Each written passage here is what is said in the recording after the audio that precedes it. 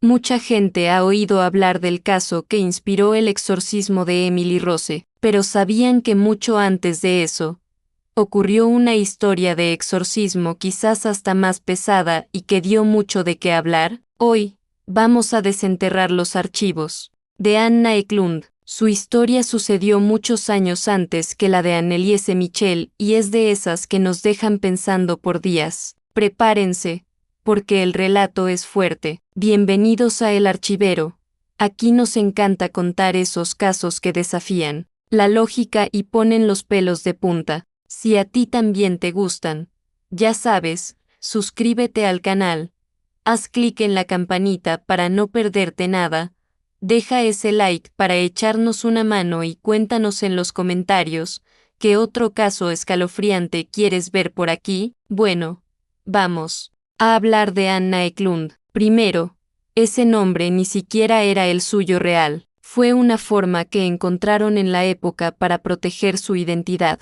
Más hoy en día, quien busque puede encontrar fácilmente su nombre verdadero en Internet. Aquí, la llamaremos Anna igualmente. Anna nació allá en Estados Unidos, en Wisconsin, en 1882. Hace tiempo, ¿verdad? Sus padres vinieron de Alemania. La madre era súper católica, de esas muy devotas. En cambio, al padre, le daba completamente igual la religión, incluso le molestaba. La veía como una pérdida de tiempo, incluso con el padre refunfuñando, quejándose cada vez que salían. Anna iba a la iglesia con su madre todos los domingos, sin falta. Le gustaba el ambiente, participaba en las actividades de la parroquia, cantaba en el coro, ayudaba en las fiestas. Prácticamente todos sus amigos eran de ese círculo de la iglesia. Su vida social, sus referencias, todo giraba en torno a la fe que su madre le enseñó. Ahora, su padre, la figura paterna no era de las mejores, por decirlo menos. Su fama en la pequeña comunidad no era nada buena. Corrían rumores, que muchos decían ser ciertos, de que bebía más de la cuenta y, peor aún, mantenía una aventura con su propia cuñada, hermana de su esposa, la tía de Anna. El nombre de esta tía era Mina, y si el padre ya tenía mala fama, la tía Mina era vista con aún más desconfianza. La gente cuchicheaba que estaba metida en cosas raras, algunos la llamaban bruja a sus espaldas, decían que practicaba rituales de magia negra, encendía velas extrañas, preparaba infusiones con hierbas sospechosas. La tragedia golpeó a la familia cuando la madre de Anna murió, alrededor de 1890. La pérdida de su madre, que era su refugio seguro y su referente de fe, afectó a Anna de manera devastadora, y lo que lo hizo todo aún más doloroso fue descubrir, o confirmar, que la relación del padre con la tía Mina no era reciente, ya existía mientras la madre aún vivía, y peor, continuaron la aventura abiertamente después de su muerte, sin el menor respeto por el duelo de la hija o la memoria de la fallecida. Imaginen el impacto de esto en una adolescente. Para complicar aún más este tenso escenario familiar, surgieron rumores graves, nunca confirmados oficialmente, pero que flotaban en el aire, de que el padre podría haber abusado de Anna en su infancia. Esta sospecha, esta posibilidad sombría, resonará más tarde en los eventos por venir.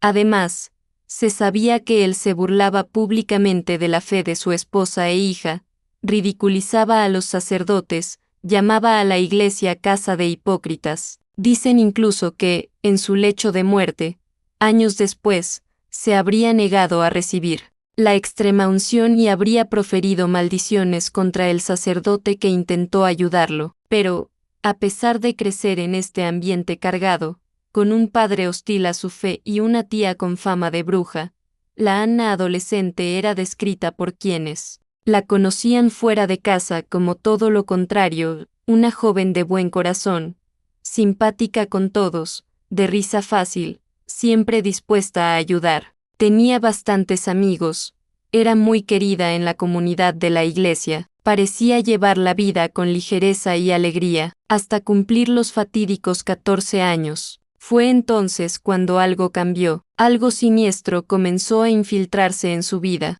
Cuando se acercaba a la iglesia, aquel lugar que antes era su refugio, Anna empezó a sentir un malestar físico intenso. No era solo nerviosismo, era una náusea fuerte, una opresión en el estómago, un sudor frío que le brotaba en la frente. Sentía como si una pared invisible le impidiera entrar, una repulsión física hacia el lugar sagrado. Esta sensación fue empeorando de forma aterradora y rápida. En poco tiempo, el simple olor a incienso o el sonido de los cánticos que antes la confortaban, ahora le causaban náuseas y pánico. Llegó a un punto en que, si intentaban llevarla a la fuerza dentro de la iglesia, no solo sufría un ataque de miedo, sino convulsiones de pánico, falta de aire, una sensación de ahogo que la dejaba desesperada por huir. Poco después de esta aversión física, su mente también comenzó a ser invadida. Empezó a tener pensamientos horribles,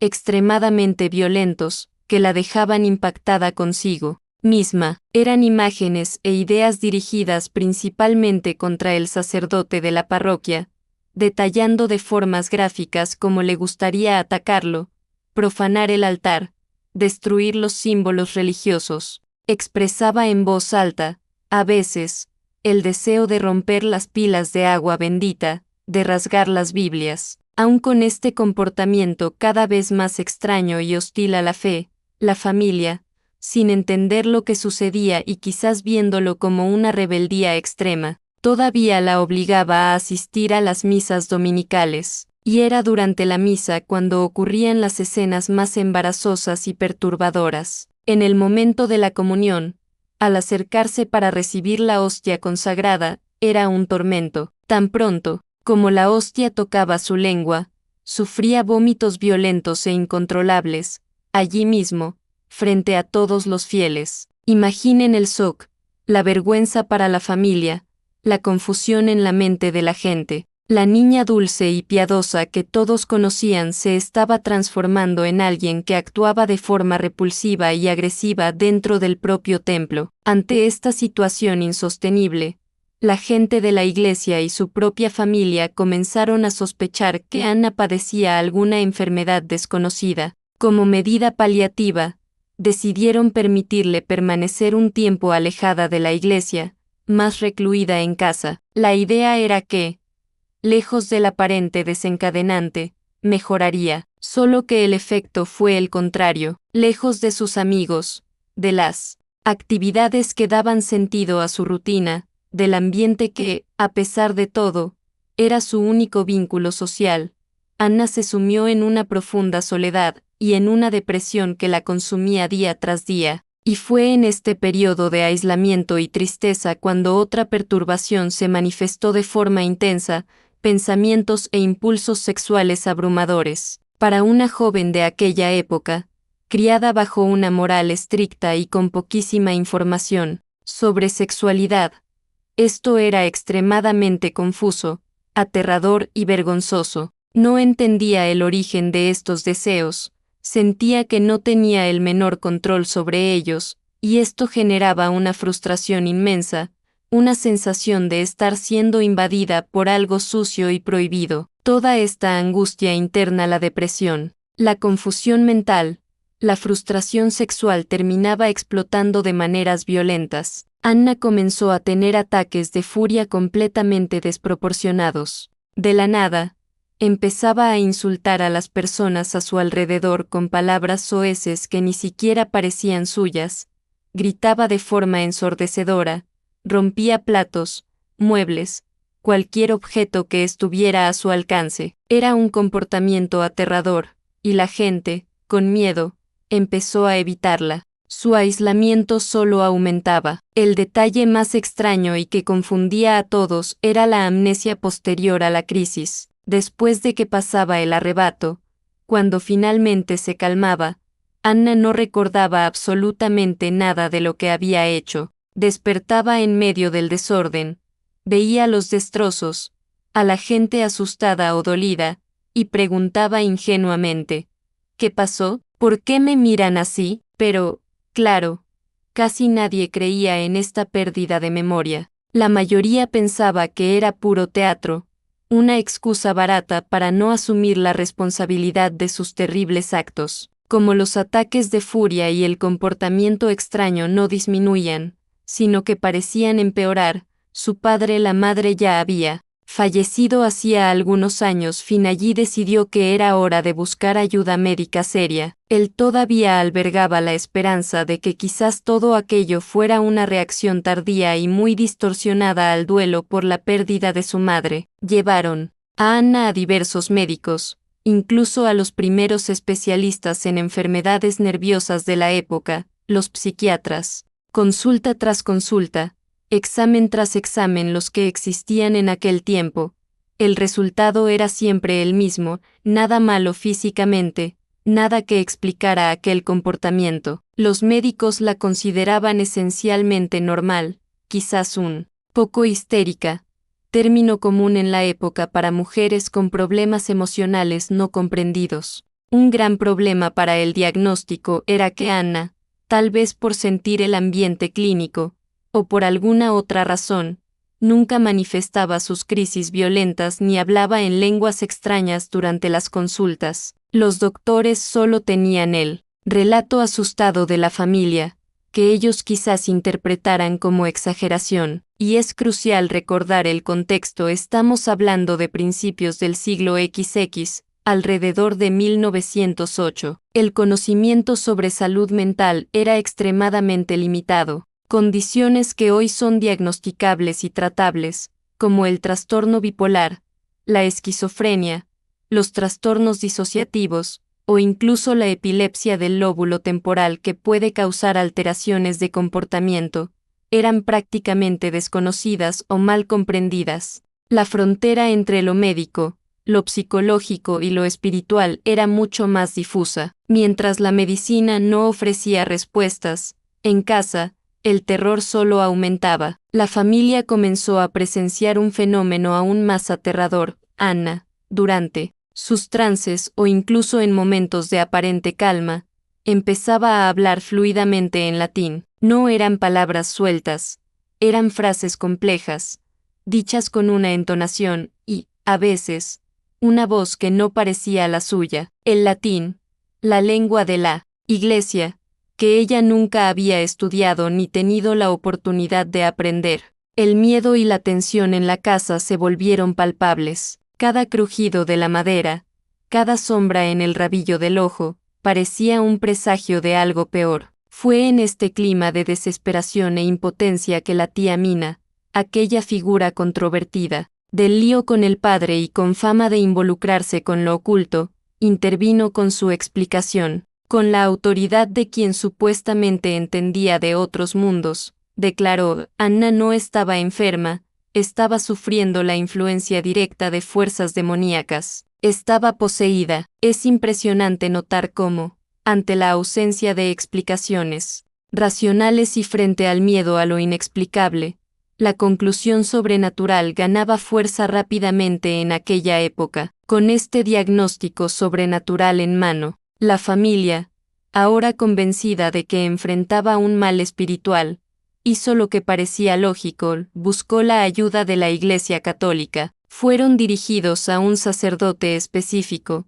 un capuchino llamado Theophilus Risinger. El padre Risinger no era un sacerdote común, ya tenía una reputación, algo discreta pero conocida en los círculos adecuados, de haber lidiado con casos similares, de tener experiencia en realizar el antiguo ritual de exorcismo, y el caso de Anna Eklund, sin que él lo supiera aún, lo catapultaría a una fama mucho mayor. El padre Risinger, experimentado y cauteloso, no aceptó la idea de posesión de inmediato. Necesitaba seguir los protocolos de la Iglesia, hacer sus propias pruebas para discernir si aquello era realmente una acción demoníaca o algún tipo de fraude o enfermedad mental grave que él no podría tratar. Y, a diferencia de los médicos, Él consiguió presenciar de primera mano los fenómenos que la familia describía, vio con sus propios ojos la aversión violenta de Anna a crucifijos,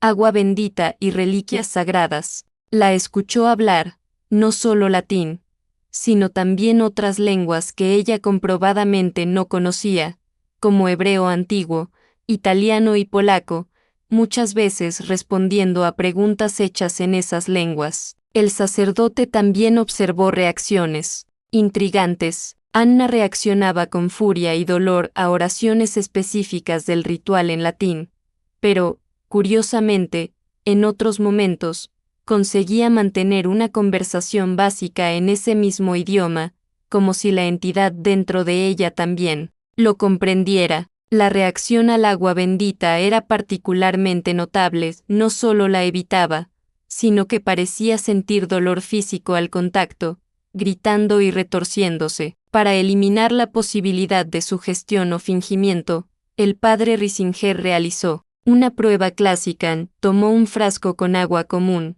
pero fingió solemnemente realizar la bendición. Al rociar esta agua falsa sobre Anna, ella no tuvo absolutamente ninguna reacción, pero bastaba una gota del agua realmente bendita para provocar gritos y aparentes quemaduras en la piel. Para el padre, no quedaban dudas, aquello no era fingimiento, era un caso genuino de posesión demoníaca. Así, el 19 de junio de 1912, el padre Risinger, con la debida autorización eclesiástica, realizó el primer ritual formal de exorcismo en Anna Eklund. Ella ya tenía 30 años de edad. Es impactante pensar en esto, toda la saga de síntomas, sufrimiento, búsqueda de ayuda médica, y finalmente el diagnóstico espiritual duró más de 15 largos años. La imagen cinematográfica de un exorcismo rápido y resuelto en pocos días o semanas raramente corresponde a la complejidad y la duración descritas en casos como este. Aquel primer exorcismo de 1912 pareció haber sido un éxito. Tras el ritual, Anna presentó una mejora notable, los síntomas más agudos desaparecieron, consiguió retomar una vida relativamente normal, volvió a frecuentar la iglesia sin las reacciones anteriores. Parecía que la pesadilla había terminado, vivió en paz durante varios años, pero la tranquilidad no fue definitiva. Con el paso de los años, gradualmente, las sombras comenzaron a regresar. Anna volvió a sentirse atormentada, relataba nuevamente impulsos perturbadores, incluyendo las cuestiones sexuales que tanto la afligieron en la adolescencia, y lo más aterrador, empezó a decir que era constantemente acosada por las apariciones o por la influencia maligna de los espíritus de su padre y de su tía Mina, ambos ya fallecidos para entonces. Era como si las entidades que la habían poseído antes hubieran regresado, o quizás nunca hubieran sido completamente expulsadas. La vida de Anna se convirtió nuevamente en un infierno, quizás incluso peor que antes, pues ahora tenía el recuerdo de la paz perdida. Desesperada, a los 46 años de edad, en el año 1928, exactos 16 años después de aquel primer exorcismo, tomó la difícil decisión de buscar ayuda nuevamente, y su destino la llevó de vuelta al mismo sacerdote, padre Teópilos Risinger. En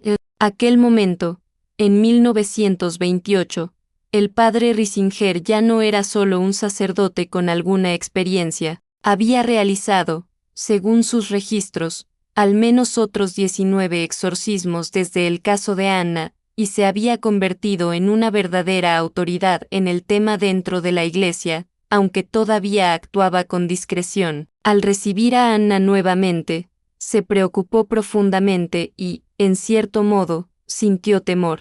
El hecho de que la posesión hubiera regresado tras un exorcismo que él había considerado exitoso indicaba que el caso era excepcionalmente difícil, y que las fuerzas involucradas eran extremadamente poderosas y persistentes. Sintió que, esta vez, no podría actuar solo, necesitaría más apoyo espiritual y, crucialmente, un lugar más adecuado, un ambiente consagrado, aislado, donde pudieran realizar el ritual sin interrupciones y con mayor protección espiritual.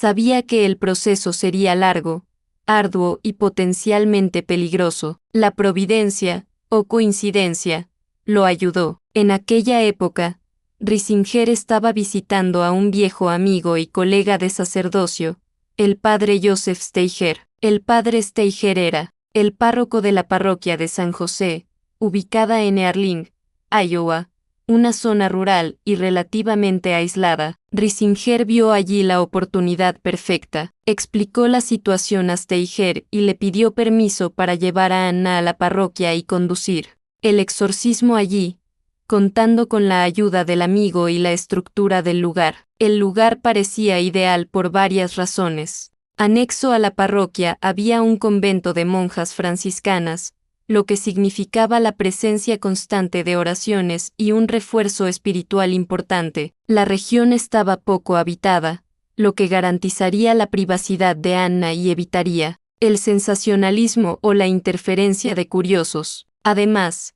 el padre Risinger tenía una teoría: quizás sacar a Anna de su ambiente habitual, donde las posibles maldiciones o influencias de la tía y el padre pudieran estar más fuertes, ayudaría a desorientar y debilitar a las entidades posesoras. El padre Steiger, comprendiendo la gravedad de la situación, accedió a ayudar, y así, el 18 de agosto de 1928, Anna Eklund llegó a la tranquila parroquia de San José. Solo un pequeño grupo de personas, los dos sacerdotes, la madre superiora del convento y algunas monjas seleccionadas por su fortaleza espiritual y física, sabía el verdadero y terrible motivo de su estancia allí. Lo que seguiría entraría en los anales de los casos de exorcismo más documentados y aterradores de la historia. Pocas horas después de la llegada de Anna al convento, el ambiente ya estaba cargado de tensión. El miedo era palpable entre las pocas personas que sabían de la situación. Una de las monjas o un empleado del convento, quizás con buena intención pero poca prudencia, decidió probar la situación o tal vez iniciar el combate espiritual por su cuenta. Puso secretamente algunas gotas de agua bendita en la comida que le servirían a Anna. La reacción fue instantánea y pavorosa. Tan pronto como le pusieron la comida delante, Anna entró en un estado de furia animal. Sus rasgos faciales se contorsionaron, y comenzó a actuar y a emitir sonidos guturales idénticos a los de un gato salvaje y rabioso, gruñendo, siseando, arañando el aire. Se volvió absolutamente imposible hacer que siquiera tocara la comida bendecida. Era un presagio sombrío de lo que estaba por venir. El segundo exorcismo de Anna Eklund no sería un evento único, sino un proceso brutalmente largo y desgastante, dividido en 3 largas sesiones, con intervalos entre ellas, extendiéndose por meses. Cada sesión en sí duraba varios días consecutivos, desde el amanecer hasta el anochecer, con los sacerdotes y las monjas turnándose en oraciones y vigilias. La primera de estas maratones de exorcismo comenzó poco después del incidente de la comida, extendiéndose del 18 al 26 de agosto de 1928. El escenario se montó en una habitación aislada del convento. Anna fue colocada sobre una cama reforzada, de metal. Dada la violencia extrema que ya había demostrado en el pasado y en el incidente reciente, fue necesario atarla firmemente por las muñecas y los tobillos a la estructura de la cama, para evitar que se lastimara gravemente o atacara a los presentes. Además de las ataduras, se designaron monjas robustas específicamente para la tarea de sujetarla, aplicando fuerza física constante para contener los movimientos convulsivos y violentos que se esperaban. Tan pronto como el padre Risinger inició las oraciones del ritual, pronunciando las palabras en latín, Anna perdió el conocimiento. Según los relatos de todos los testigos presentes, permaneció en ese estado de inconsciencia aparente durante casi todo el transcurso de los rituales intensivos, pero lo que sucedió a continuación desafió cualquier explicación lógica. Aún estando comprobadamente inconsciente y firmemente atada a la cama, varios testigos oculares, incluyendo los 2 sacerdotes y diversas monjas, afirmaron haber visto a Anna levitar. Su cuerpo se habría elevado horizontalmente de la cama, flotando en el aire hasta casi alcanzar el dintel de la puerta de la habitación. La escena, descrita como aterradora y sobrenatural, dejó a todos impactados y asustados. Los sacerdotes, recuperándose del susto inicial pero irritados por la demostración de poder de la entidad, ordenaron inmediatamente que las monjas más fuertes la bajaran de nuevo a la cama y la sujetaran con aún más firmeza. Al ser recolocada, a la fuerza en el lecho, todavía inconsciente, Anna comenzó a emitir aullidos desgarradores. El sonido no era humano. Fue descrito como el coro de una manada entera de animales salvajes siendo torturados, lobos, hienas, un sonido primordial y aterrador que resonó por el convento y los alrededores. Era tan alto y perturbador que los pocos vecinos que vivían en la zona rural oyeron los gritos provenientes del convento y empezaron a llamar a la parroquia, preocupados y asustados, queriendo saber qué tipo de animal estaba siendo maltratado allí dentro. Durante estas largas y exhaustivas sesiones, los relatos de ataques físicos directos a los sacerdotes se acumularon. Describieron haber sido arañados, mordidos, escupidos e incluso golpeados por una fuerza invisible o por los movimientos violentos e inexplicablemente fuertes de Anna. Sufrieron heridas que necesitaron cuidados. Además de los ataques, la habitación se convirtió en un escenario de horror fisiológico. Anna, incluso sin consumir casi nada, vomitaba, orinaba y defecaba incesantemente en la cama. El olor fétido y nauseabundo que emanaba de la habitación se volvió casi insoportable, penetrando en la ropa y las fosas nasales de los presentes. Los sacerdotes interpretaban esto no como una reacción fisiológica normal, sino como una táctica deliberada de las entidades para hacer el ambiente físicamente intolerable, forzando la interrupción del exorcismo. La cantidad de fluidos corporales expulsados, según ellos, desafiaba la lógica humana, pareciendo mucho más allá de lo que el cuerpo de una mujer,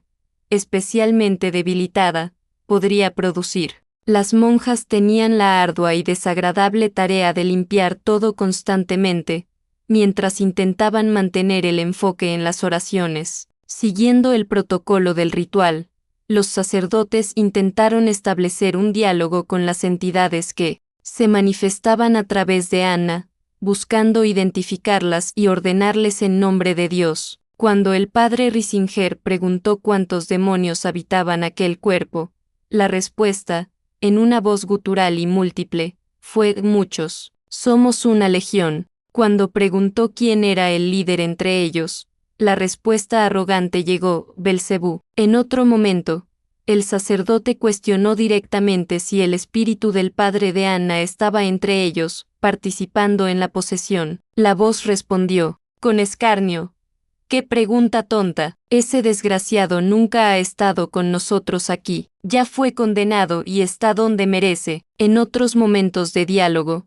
las voces asumían otras identidades nefastas. Una de ellas alegó ser Judas Iscariote, el traidor de Cristo, y gritaba que su propósito era llevar a Anna a la desesperación y al suicidio.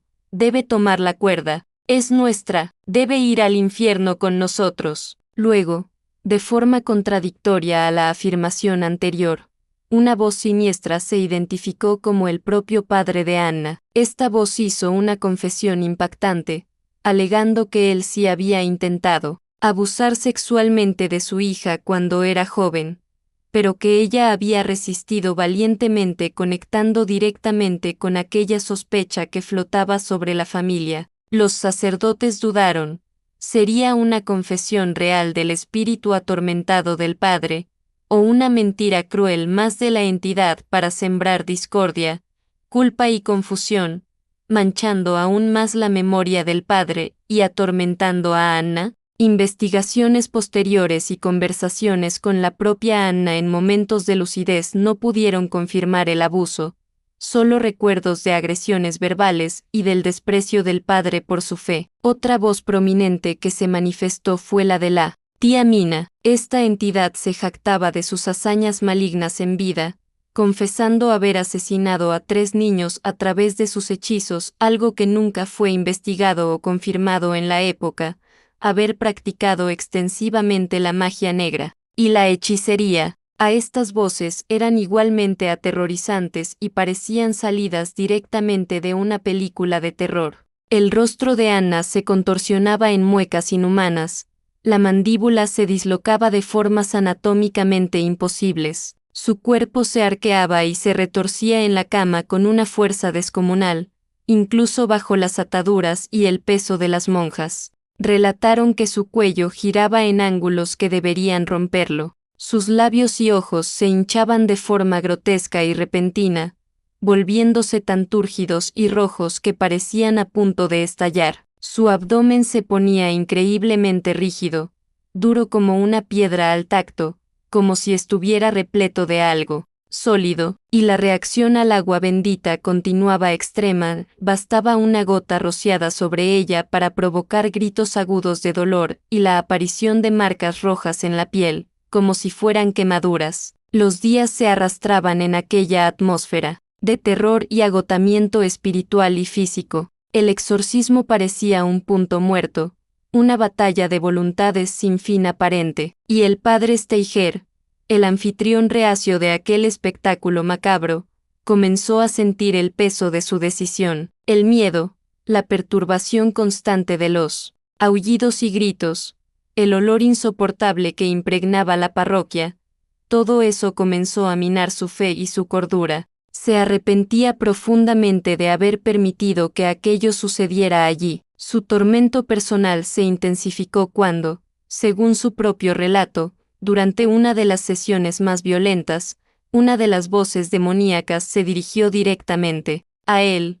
Con una amenaza clara y escalofriante, él debía revocar el permiso para la continuación del exorcismo en aquella parroquia antes del final de esa semana. Si no lo hacía, sufriría consecuencias terribles, se arrepentiría amargamente. La amenaza directa dejó al padre Steiger aún más aterrorizado. Pocos días después, exactamente al final de la semana mencionada en la amenaza, sucedió algo que él interpretó como el cumplimiento de la siniestra profecía. Recibió una llamada urgente de un granjero de la región, pidiéndole que fuera a su casa para dar los últimos sacramentos a su madre, que estaba muriendo. El padre Steiger, a pesar del miedo, sintió que era su deber ir. Tomó su coche, uno de los pocos existentes en la región en aquella época, y condujo por los caminos rurales. En el trayecto, necesitó cruzar un puente de madera sobre un arroyo. Exactamente en medio del puente, relató haber perdido inexplicablemente el control del vehículo. El coche se descontroló, chocó violentamente contra la estructura del puente y cayó al lecho del arroyo, quedando completamente destrozado. Era un accidente que debería haber sido fatal, pero, por un milagro o una siniestra ironía, el padre Steiger salió de los restos prácticamente ileso, solo con algunos rasguños y un susto monumental. Para él, no había dudas, era la confirmación del poder de la entidad y de la veracidad de la amenaza. Las semanas siguientes, abarcando la segunda y la tercera sesión principal del exorcismo con intervalos de descanso para Anna y el equipo, siguieron un patrón similar de horror y desgaste. Los ataques violentos continuaban. Anna permanecía largos periodos inconsciente durante los rituales, y los vómitos eran incesantes, ocurriendo, según los registros de las monjas, de 20 a 25 veces al día. Anna se consumía visiblemente, volviéndose esquelética y extremadamente frágil. Nada de lo que intentaba comer o beber permanecía en su estómago. Su supervivencia parecía un milagro en sí misma. La última y decisiva fase del exorcismo tuvo lugar ya cerca de la Navidad, entre los días 15 y 23 de diciembre de aquel año 1928. Casi 6 largos e infernales meses habían pasado desde la llegada de Anna al convento. En este periodo final, se relataron nuevos fenómenos extraños, como si las entidades estuvieran jugando sus últimas cartas. La habitación donde Anna estaba confinada comenzó a ser infestada, de forma súbita e inexplicable, por nubes densas de moscas verdes y otros insectos repugnantes. Aparecían de la nada, cubriendo las paredes, el techo, la cama, el cuerpo de Anna, y luego desaparecían tan misteriosamente como habían surgido, dejando tras de sí solo el zumbido fantasma y la sensación de inmundicia. El ambiente se volvió absolutamente insoportable. La combinación del hedor omnipresente de los fluidos corporales, el miedo constante a las manifestaciones violentas, y ahora esta plaga de insectos, llevó a las monjas al límite de su resistencia física y mental. Tuvieron que organizar un sistema riguroso de relevos, donde cada una permanecía solo cortos periodos dentro de la habitación, saliendo para respirar, rezar e intentar recomponerse antes de volver al infierno. Nadie podía, o quería, permanecer allí por mucho tiempo seguido. El padre Risinger,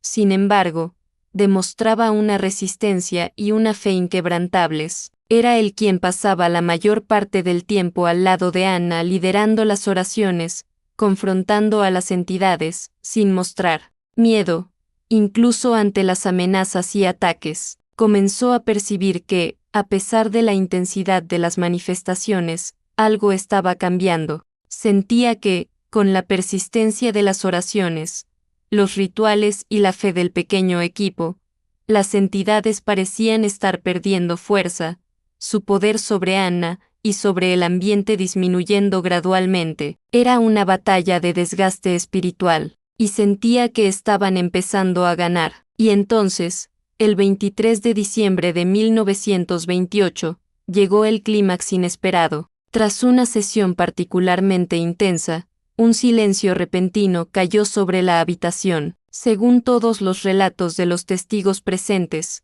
Anna, que estaba postrada y aparentemente inconsciente momentos antes, de repente se irguió en la cama. Sus ojos se abrieron con una claridad que no se veía desde hacía meses, y exclamó en voz alta y firme, con su propia voz: Laudetur Jesus Christus, mi Jesús, misericordia, se han ido, y así, abruptamente, después de meses de tormento indescriptible, la prueba parecía haber llegado a su fin. La batalla había sido ganada. Anna estaba libre. Anna estaba de vuelta. Las consecuencias de aquel largo y traumático exorcismo fueron profundas y duraderas para todos los involucrados. La mayoría de las monjas que presenciaron y participaron activamente en el ritual pidieron el traslado del convento de Earling poco después de finalizar el caso. Estaban profundamente traumatizadas psicológicamente por lo que habían visto, oído y sentido en aquellos meses de terror. El propio convento, quizás cargando la energía pesada de aquellos eventos, terminó siendo demolido muchos años después. En 1990, Anna Eklund, la mujer en el centro de todo esto, tras su liberación, consiguió vivir el resto de su vida de forma relativamente normal y discreta. Regresó a su comunidad, pero nunca olvidó el horror por el que pasó. Llevó para siempre las cicatrices emocionales y psicológicas de aquellos años de tormento y del brutal exorcismo. Falleció en 1941. A los 59 años, el padre Teópilos Risinger, por su parte, vio crecer exponencialmente su reputación como exorcista después de que el caso de Earling se hiciera conocido. Aunque intentaba mantener la discreción, la historia se filtró y ganó fama nacional, llegando a ser tema de un artículo en la influyente revista Time en 1936. Que detallaba el caso de Anna Eklund usando el seudónimo y el trabajo de Risinger, en la lucha contra lo que la revista describía como posesión demoníaca. Los meticulosos registros hechos por los sacerdotes durante el exorcismo, detallando los diálogos, los fenómenos y los rituales, fueron posteriormente compilados por otro sacerdote, el padre Karl Vogel, en un pequeño pero impactante libro publicado en alemán y luego traducido al inglés como Begone Satan, Retírate, Satanás. Este libro se convirtió en una obra de referencia para sacerdotes y estudiosos interesados en el exorcismo, siendo utilizado hasta hoy como un estudio de caso detallado. La historia también inspiró una película de terror de bajo presupuesto en 2016, titulada The Exorcism of Anna Eklund. Y aquí, inevitablemente, volvemos a la cuestión central, la misma que impregna tantos casos como este.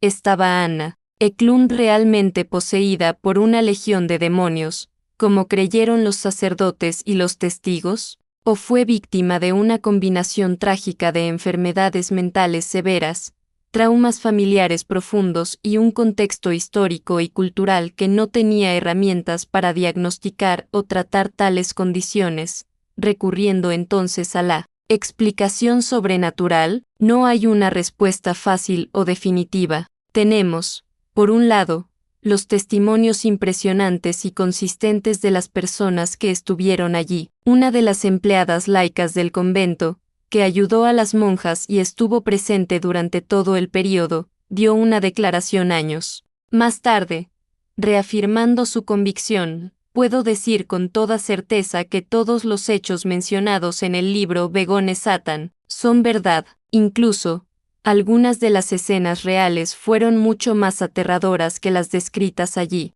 No había ninguna duda en mi cabeza, ni en la de nadie que estuvo allí, de que los demonios estaban realmente presentes y activos en aquella habitación. Nunca olvidaré las escenas horribles, viles, inmundas y blasfemas mientras viva. Por otro lado, la ciencia moderna y la psiquiatría ofrecen explicaciones alternativas plausibles para muchos de los fenómenos descritos. Trastornos disociativos de identidad podrían explicar las múltiples voces y personalidades. La glosolalia, hablar en lenguas desconocidas, puede ocurrir en estados de trance o psicosis. La fuerza extrema puede ser resultado de picos de adrenalina en estados de agitación psicomotora. La aversión a símbolos religiosos puede ser psicológicamente inducida en alguien con fuerte conflicto religioso o culpa. Las quemaduras por agua bendita podrían ser reacciones psicosomáticas de la piel, y muchas de las otras manifestaciones podrían ser síntomas de condiciones neurológicas o psiquiátricas graves, exacerbadas por el ambiente de estrés extremo del propio exorcismo. Un sacerdote exorcista contemporáneo, conocido por su enfoque cauteloso, llegó a afirmar en un podcast que es extremadamente raro que entidades demoníacas se presenten de forma tan teatral como en las películas o incluso como se describe en el caso Eklund. Según él, la estrategia más común del mal sería enmascararse como una enfermedad mental común, para aislar a la víctima, desacreditarla y llevarla a la desesperación y la autodestrucción, sin una confrontación directa. No podemos olvidar el complejo precedente del caso de Anneliese Michel, décadas después, donde la insistencia en el exorcismo en detrimento del tratamiento médico llevó a un resultado fatal y a acusaciones criminales de negligencia contra la familia y los sacerdotes involucrados. La línea entre fe, enfermedad y responsabilidad es tenue y peligrosa. El caso de Anna Eklund, ocurrido en una época de aún menor conocimiento médico, plantea las mismas preguntas difíciles. Esta historia de Anna Eklund es escalofriante y nos deja con la mosca detrás de la oreja. ¿Y tú? ¿Qué piensas? ¿Fue posesión real o una trágica historia de enfermedad mental incomprendida en la época? Deja tu opinión ahí en los comentarios. Queremos saber qué piensas. Y no olvides dejar tu like si esta investigación te interesó y suscribirte a El Archivero para no perderte nuestros próximos archivos. Gracias por acompañarnos y hasta la próxima.